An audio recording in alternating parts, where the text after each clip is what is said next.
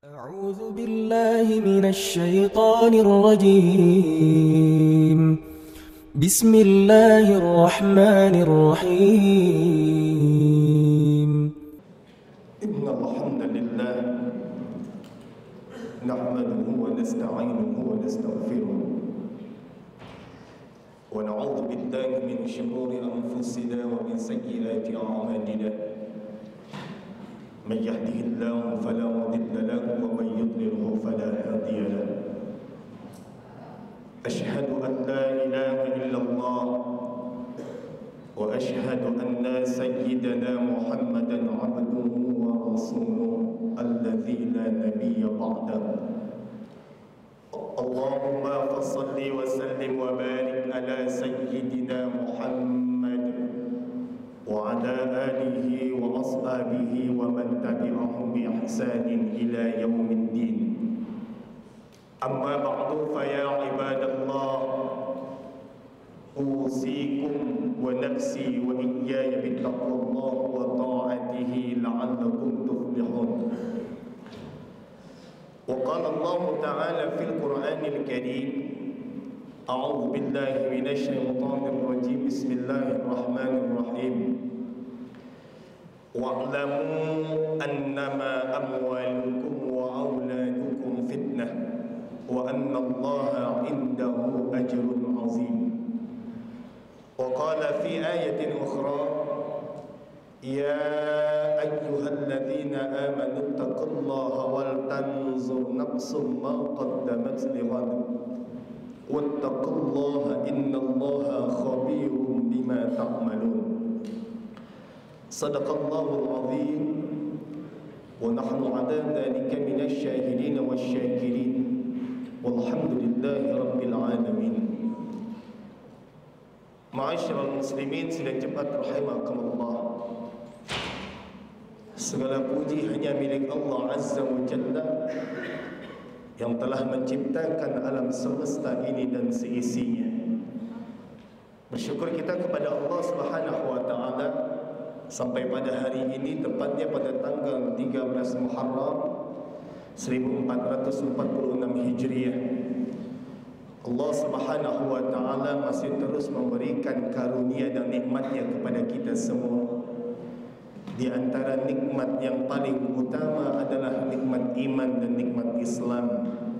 Ada juga nikmat sehat, nikmat umur, serta nikmat waktu, sehingga kita dapat berkumpul di tempat yang mulia ini dalam rangka melaksanakan salah satu kewajiban kita, yakni ibadah fardu Jumat berjamaah.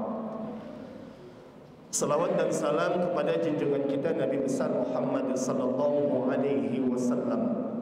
Allahumma salli wa sallim wa barik alaihi. Mudah-mudahan kita termasuk kepada golongan umat yang mendapatkan syafaat pada yaumil akhir kelak. Amin ya rabbal alamin. Selanjutnya khatib mengajak seluruh hadirin yang dimuliakan oleh Allah Subhanahu wa taala, tak terkecuali dirinya sendiri, untuk terus kita meningkatkan iman dan takwa kita kepada Allah Subhanahu wa taala. Takwa dalam arti tunduk dan patuh terhadap apa yang Allah perintahkan kepada kita, dan kita menjauhi apa yang telah dilarang oleh Allah Subhanahu wa taala. Karena bekal yang terbaik ialah takwa kita kepada Allah Subhanahu wa taala. Wa tazawwadu fa inna khairaz zadi taqwa. Dan berbekallah, karena sebaik-baik bekal ialah takwa kita kepada Allah Subhanahu wa taala. Ma'asyiral muslimin sidang jemaat rahimakumullah, setiap orang tua tentu sangat ingin memiliki seorang keturunan,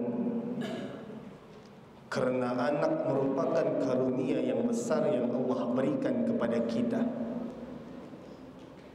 Anak itu sebagai penyejuk hati, anak itu sebagai perhiasan dunia, anak itu juga sebagai penerus generasi bagi orang tuanya. Tetapi tidak hanya itu, ma'asyiral muslimin sidang Jumat rahimakumullah, Anak juga dapat dimaknai sebagai ujian bagi orang tuanya. Manakala orang tua itu salah dalam mendidik dan menyekolahkan anak-anaknya. Maka di awal khutbah tadi khatib mengatakan wa'lamu annama amwalukum wa auladukum fitnah. Apa yang Allah katakan dalam Al-Quran surah Al-Anfal ayat 28, ketahuilah bahwa hartamu itu dan anak-anakmu itu hanyalah sebagai ujian, kata Allah. Fitnah. Harta dan anak merupakan ujian yang Allah berikan kepada kita. Manakala ujian terhadap harta itu apabila kita salah dalam menggunakan harta kita, dan anak itu merupakan ujian bagi kita manakala kita salah dalam mendidik anak. Ma'asyiral muslimin sidang jemaat rahimakumullah. Maka oleh karena itu sudah sepantasnya orang tua harus benar-benar memperhatikan dalam mendidik anak-anaknya. Karena ini yang diajarkan oleh Rasul, li ayyu addibar rajul waladahu khairul lahu min ayyatasaddaq bisa'in. Seorang yang mendidik anaknya itu lebih baik baginya ketimbang ia mensedekahkan hartanya setiap hari itu satu sa'. Begitulah pentingnya kita mendidik anak-anak kita ketimbang kita bersedekah setiap satu hari satu sa'. Karena itulah yang diajarkan oleh Rasulullah Muhammad SAW. Jangan sampai orang tua salah dalam mendidik anaknya. Ma'asyiral muslimin sidang jemaat rahimakumullah. Tetapi bagaimana yang Rasul ajarkan kepada kita semua? Bagaimana cara kita dalam mendidik anak kita? Bagaimana kita dapat menumbuh kembangkan anak kita menjadi anak yang saleh?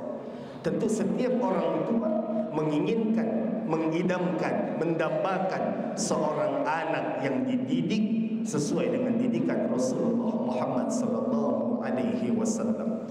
Yang pertama yang Rasul lakukan ialah dalam mendidik anak, yakni menanamkan ketauhidan dan akidah yang benar kepada anak itu. Sudahkah kita diajarkan, dididik oleh orang tua kita dan ditanamkan tauhid dalam diri kita? Karena inilah yang paling utama, pondasi yang paling kuat di dalam kehidupan kita. Di dalam surah Luqman Allah katakan wa idza qala Luqmanu li banihi wa huwa ya'izuhu ya bunayya la tusyrik billah innasyirka la zulmun azim.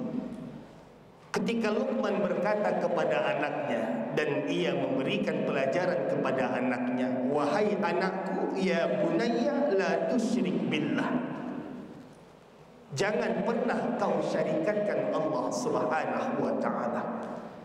Luqman tanamkan kepada anaknya untuk beriman kepada Allah Subhanahu wa ta'ala. Sudahkah orang tua kita mengajarkan kita, mendidik kita untuk menanamkan tauhid iman yang benar kepada kita, yakni dengan beriman kepada Allah Subhanahu wa ta'ala? Jika itu tidak ditanamkan sejak dini, kita lihat banyak orang yang ketika dia dewasa, dia menggadaikan akidahnya demi pernikahan. Banyak orang yang menggadaikan akidahnya demi kehidupan yang layak baginya. Karena tidak ditanamkan ketauhidan sejak dini kepada anak-anaknya. Ini yang menjadi kekhawatiran kita. Maka oleh karena itu, ma'asyiral muslimin sidang jemaat rahimakumullah, tanamkan sejak dini di dalam diri kita, amantu billah, aku beriman kepada Allah Subhanahu wa ta'ala, la tusyrik billah, aku tidak mensyarikatkan Allah Subhanahu wa ta'ala. Ini yang harus kita ajarkan dan kita tanamkan di dalam diri kita. Ma'asyiral muslimin sidang jemaat rahimakumullah. Yang kedua, prinsip dasar Rasulullah Muhammad sallallahu alaihi wasallam yang ia ajarkan kepada anaknya, yakni mengajarkan anaknya untuk selalu dan senantiasa melaksanakan ibadah kepada Allah Subhanahu wa ta'ala. Kita yakin dan percaya semua orang-orang tua kita telah mengajarkan ibadah kepada Allah Subhanahu wa ta'ala, terutama dalam ibadah salat yang setiap hari kita lakukan. Tidak lagi orang tua menuntun anaknya ketika dia dewasa untuk mengingatkan waktu salat kepada anaknya. Tapi bagaimana sifat ibadah itu datang pada diri kita sendiri, ma'asyiral muslimin sidang jemaat rahimakumullah. Dan itu juga yang Luqman ajarkan kepada anaknya untuk melaksanakan ibadah salat. Karena salat ini merupakan satu hal pondasi yang penting bagi kita dalam kehidupan kita sehari-hari. Jangan pernah kita meninggalkan kewajiban salat, terutama di dalam kehidupan kita. Kenapa? Masih banyak orang-orang yang di luar sana, ma'asyiral muslimin sidang jemaat rahimakumullah, tidak melaksanakan ibadah salat. Mereka masih suka bermaksiat, mereka masih suka berjudi, mereka masih suka narkoba, dan mereka masih suka melanggar perintah Allah Subhanahu wa ta'ala. Karena apa? Karena tidak melaksanakan ibadah salat. Inna salat tanha 'anil fahsya'i wal munkar. Karena sesungguhnya salat itu ialah mencegah kita daripada perbuatan keji dan perbuatan munkar. Ketika kita salat dalam keadaan khusyuk, dalam keadaan kita benar-benar melaksanakan ibadah kepada Allah, tentu salat kita akan menjadi salat yang baik, terhindar daripada perbuatan keji dan perbuatan munkar. Dan yang terakhir, ma'asyiral muslimin sidang jemaat rahimakumullah, apa yang Rasul ajarkan kepada anak-anaknya? Rasul ajarkan kepada anak-anaknya yakni tentang adab dan akhlak yang mulia. Ini yang sangat penting bagi kita.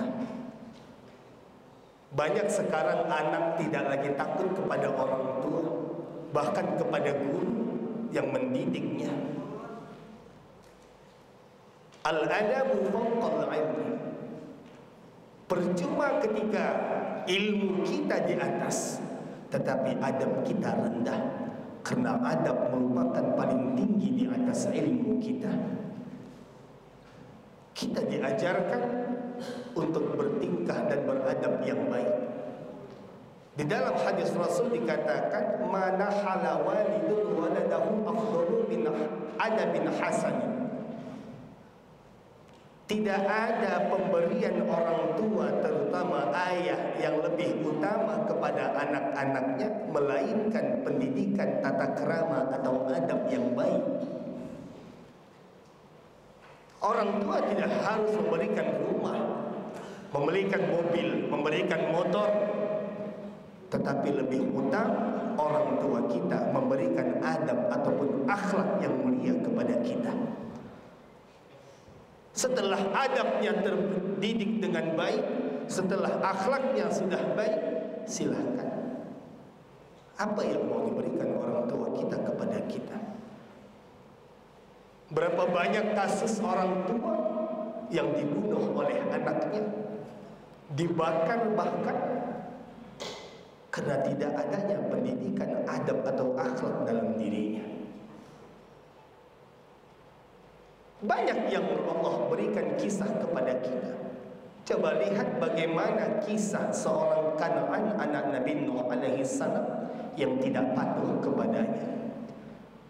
Allah tenggelamkan dia bersama ibunya karena dia tidak mau beriman kepada Allah dan Nabi Nuh alaihi salam.